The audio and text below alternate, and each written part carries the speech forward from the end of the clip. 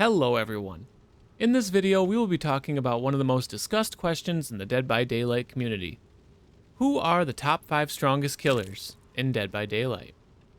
This question can be quite divisive as everybody's experience can differ, but in the 7,000 hours I've spent in this game, I've garnered almost every bit of knowledge about every killer and what makes them tick, and in this video I will be discussing the killers that, when played well, are considered the hardest to escape from in a trial.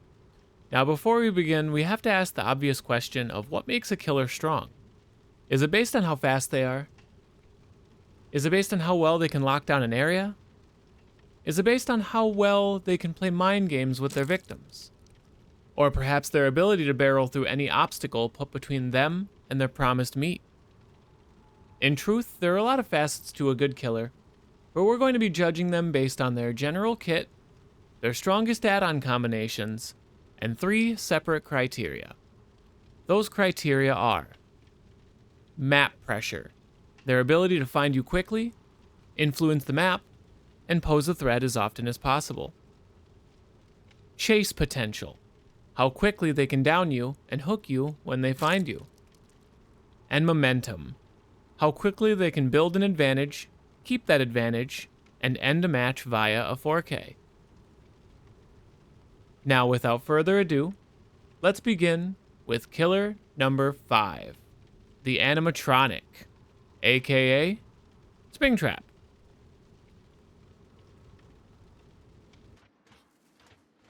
Now, Springtrap is the type of killer that can lay on consistent, unending pressure due to the nature of his kit.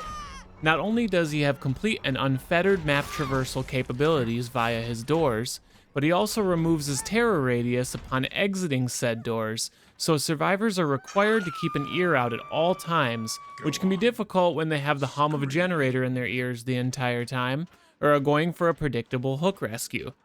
Not only that, but after he finds you, he can reach out and touch you from a distance with the use of his axe, which, unlike Huntress and Trickster, doesn't require a locker reload after use.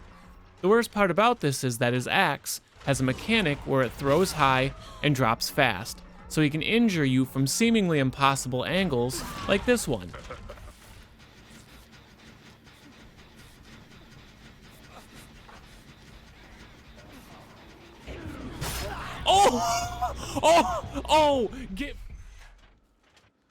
Combine this with add-ons like the Faz coin that transfers his terror radius to his axe for stealthy approaches, and the Celebrate poster which causes everybody within 12 meters of an axe-struck survivor to gain a speed boost which severely messes up their loop timing, can cause a lot of confusion and keep him unpredictable. He isn't without his weaknesses though, because he is a slower killer that relies on the use of his high arcing axe for most of his chase potential. Maps like The Game, Hawkins, Midwich, Springwood, and Larry's Memorial can severely cripple him, as tight turns and enclosed areas are not in his favor, and due to this, he can be countered if the survivors also come equipped with speed perks like Sprint Burst, Overcome, Balance Landing, and Lithe. All in all, Springtrap when used properly can create immense pressure, leave very little breathing room for survivors to work with, and when played well will almost never stay in sight for very long, opting instead to make survivors feel like they've escaped until a flying fire axe hits them squarely between the shoulder blades. With that in mind, let's get to his rating. Map pressure, 5 out of 5. Due to his doors allowing him instant map traversal and no terror radius upon exiting them, you never know where he could pop up until he's close enough to strike you. Chase potential, 4 out of 5. Because his axes counter pallets and windows, and his add-ons complement this well. His only downside being his slower movement speed. Momentum, 3 out of 5. He can't do a ton with an advantage, but if the player isn't shy about getting some flame, he can fake leaving hooks to catch impatient rescuers quite easily. For a grand total of 4 out of 5. A+ tier. The next killer up on this list is a master at shutting down survivors through preparation and patience. A killer that, unlike anybody else in the game, can crush entire teams without even needing to use his weapon on them. The malicious masked monster. The lethal leg breaker. The big boss of the basement. The Trapper.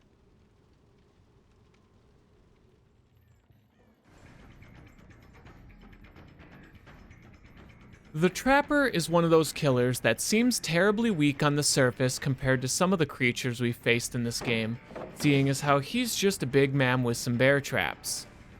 Until 3 people step on them at once and they realize they just lost the trial. His traps are some of the fiercest anxiety inducers in the game due to them being able to stop survivors in their tracks at a moment's notice. When used intelligently, the Trapper can completely cut off a survivor's access to important areas like the Killer Shack or any form of strong pallet or vault like the Cow Tree on Macmillan, the God Loop in the alleyway on Trickster's Delusion, and the infamous dining room pallet on the Garden of Joy. And if he gets you into the basement in the Killer Shack, you are as good as dead, because you can be sure he's got that place locked down tighter than a maximum security prison, and he's not going very far.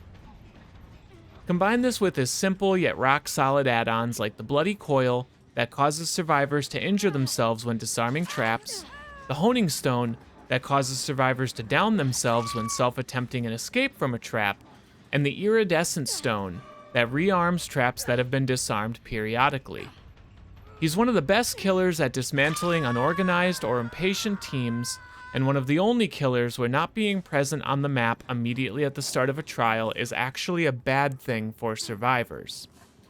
His chase potential isn't too bad either when he knows how to mind game survivors at loops by pretending to place traps and knowing how to funnel survivors towards his traps while chasing them down.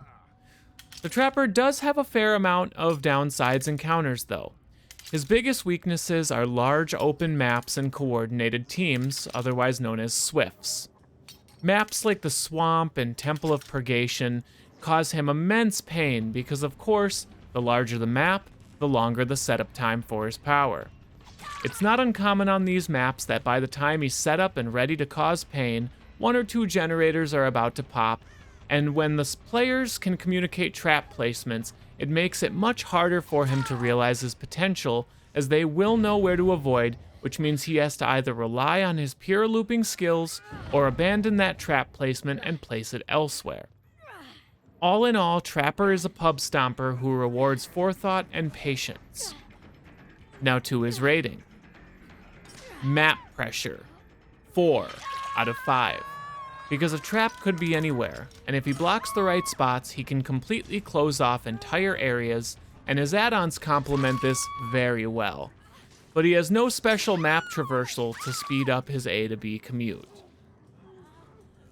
Chase potential, 3 out of 5. Because he can't really do much in a chase besides funnel you into his traps or basic attack you, but he is fast, moving at 115% movement speed, so he's not completely helpless either. Momentum, 5 out of 5. Because once someone is in the basement or another area he can close off with his traps, getting to them and saving them without finding yourself in the same situation can be very tough. For a grand total of 4 out of 5. A+ tier.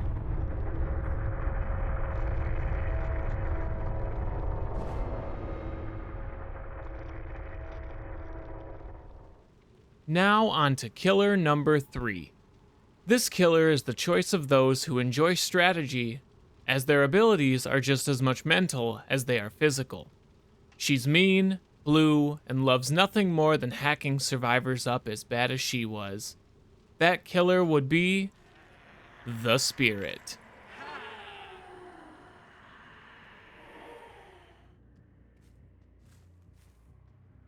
The Spirit is a killer that is not only powerful but incredibly confusing for survivors when the person piloting her knows what they're doing.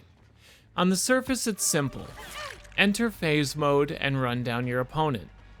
When in phase, she covers ground very quickly, can track survivors by their breathing and scratch marks, gets an elongated lunge momentarily when she exits phase, and the only way to tell she is doing this is by a directional whooshing noise that is emitted when she is in phase. Which brings me to why she's so strong. Now, given that she's a 110 movement speed killer with no ranged attack options, one would assume that means her looping at pallets and vaults would be terrible. The opposite is actually true here. The Spirit has mind games most killers can't pull off, and that is standing absolutely still. If you stand completely still, you can fake using your power, which will make survivors do one of three things: vault the pallet or window, run away from the pallet or window, or stand still and call her bluff. All circumstances that benefit her if you know how to time her power usage. Combine this with her incredibly strong add-ons like the Furin, which forces her phasing noise on everybody every time she uses it, similar to the Wraith's Bone Clapper, the Mother-Daughter Ring that increases her phase movement speed by 25%, which combined with the Furin can give you a massive advantage for covering ground and getting hits on people before a chase can even begin, because if everybody hears it, then nobody knows who she's headed towards. And the Juniper Bonsai, which causes her to temporarily blink out of vision when in chase, which can make it hard for survivors to know when she's doubling back at loops. Now, of course, like every well-balanced killer, she has downsides. Stealth perks are her strongest counters because while phasing, she has no physical vision of survivors, which means perks like Quick and Quiet, Urban Evasion, Iron Will, Lucky Break, Lithe, Dance With Me, and Shadow Step hurt her ability to find survivors immensely. On top of this, she's not built for stealth either, as running up on survivors, whether by running to them in or out of phase, starts her at a disadvantage because she's too slow being a 110% movement speed killer to catch most attentive opponents off guard, and while she's phasing, any survivor not listening to heavy metal on full blast will absolutely hear her coming. Again, the aforementioned add-ons can mitigate this, but by no means is she ever stealth grabbing a survivor off a generator unless they're paying zero attention. Essentially, with this killer, you trade all subtlety for unmatched speed and best-in-class mind games. So now, with all this in mind, onto her rating. Map Pressure, 4 out of 5. Due to her ability to quickly traverse the map while invisible and run up on survivors without them knowing what direction she's coming from, with the caveat that they will always be able to hear her coming and can sneak away if they're swift. Chase Potential, 5 out of 5. Due to her incredible tool belt of tricks to use to get the better of her adversaries in almost any situation. Momentum, 5 out of 5. Due to her extreme speed and mobility, early hooks can stop generator progress entirely as her kit is built for fast map traversal and quickly ended pursuits. For a grand total of 4.5 out of 5. S tier.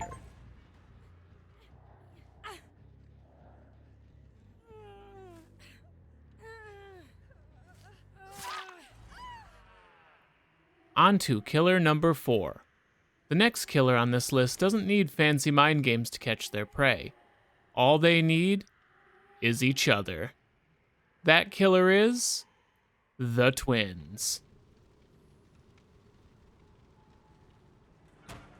The Twins are a killer that is very mechanically simple. There are two parts to this character, Charlotte and Victor. Charlotte is your typical M1 killer that has no personal power. She's fast, moving at 115% speed, and isn't very quiet as she clanks around the map with her pots and pans. The true power comes from her activating her brother, Victor. When you activate Victor, Charlotte goes dormant, removing her terror radius and red stain. This is relevant for later. Now Victor has no terror radius, moves at 150% movement speed, and can close long gaps very quickly with the use of his pounce. When he pounces on survivors, one of two things happen. If the survivor is healthy, He latches onto them, scratching, biting, clawing, and alerting Charlotte of their location via a killer instinct notification until the survivor breaks free. If they're injured, he straight up puts them in the dying state. If everybody is injured, Victor can go on an absolute rampage like what I'm showing you right now, downing everybody one by one with no way of stopping him.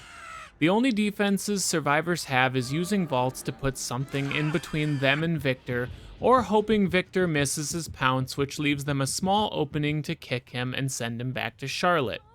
If he can't find anybody, he can hide himself around corners or near gens, and as Charlotte, when survivors get near him, it will again alert her of their location.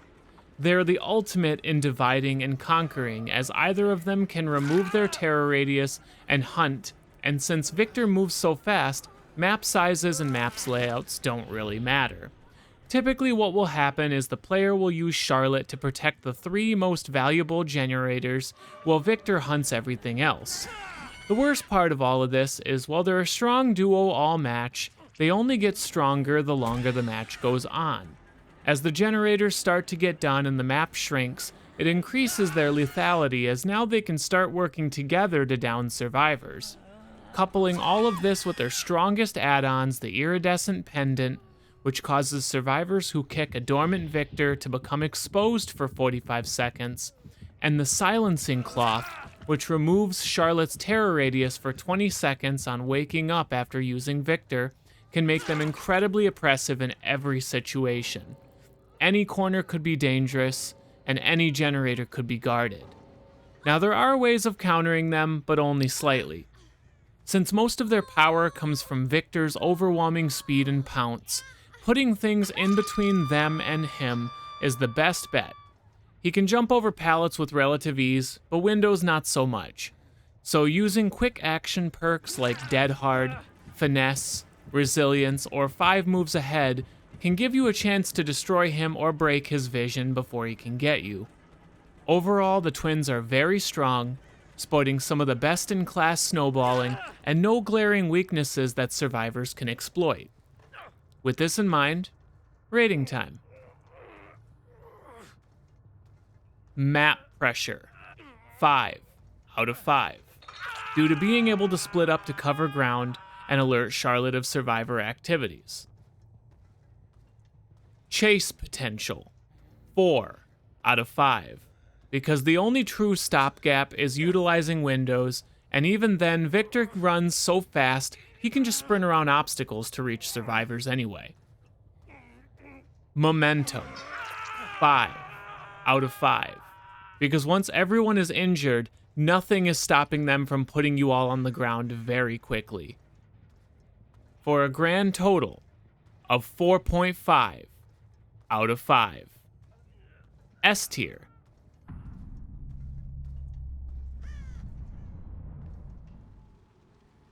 Now on to killer number 5, the strongest killer in the game.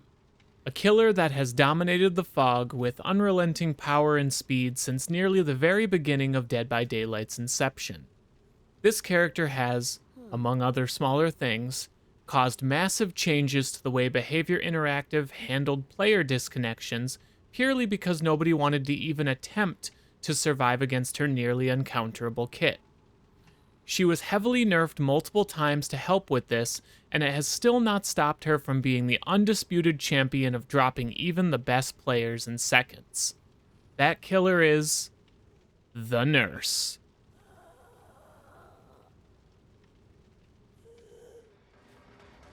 The Nurse is an absolute god amongst all of the other ghouls, ghosts, and men tasked with the destruction of survivors. The Nurse is a killer that requires skill, game knowledge, and patience to utilize properly, as her power requires calculated timing and understanding of maps and survivor habits. What she does is utilize the power of Spencer's last breath, a man she killed with her bare hands. By charging up this power, she has the ability to blink up to 2 times through any solid surface, whether that be walls, floors, or even survivors themselves. Because of this, she can close any gap, reach any area, and completely counter any loop or window instantly and effortlessly.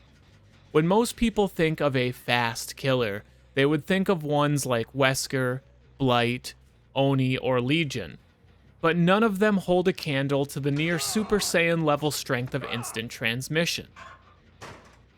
There are no true counters to this killer. There are no loops or maps that can stop her onslaught. A survivor's only hope when facing off against this absolute demon is using perks that mitigate scratch marks like Lucky Break, Dance With Me, Lightweight, and Shadow Step, and hoping the person playing her is prone to making mistakes out of anger or frustration. And that is the caveat to this power.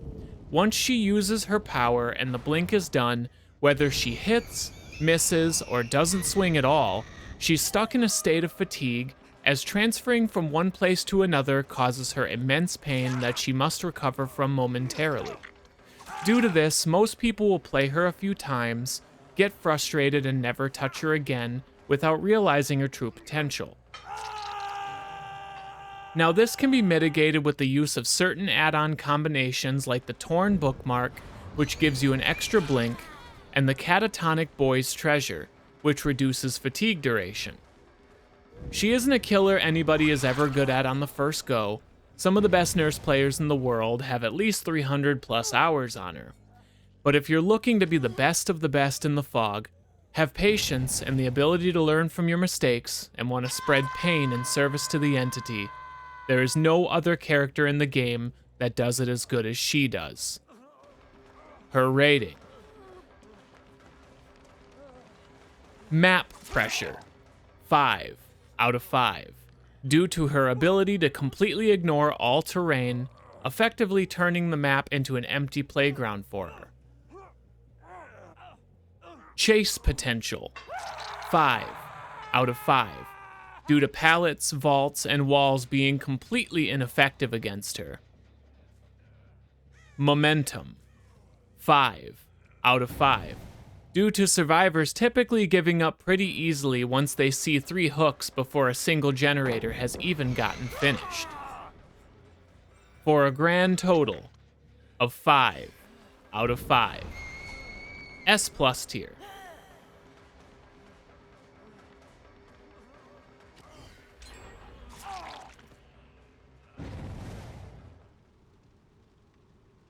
And there we have it. The top 5 killers in Dead by Daylight. Let me know in the comments if you agree or disagree with my assessment, and if you enjoyed watching this video and would like to see more, please tell me what you would want to see, like the video, subscribe to the channel, and come check me out on Twitch. It would really help me out a lot. Thank you for watching, and I'll see you all in the fog.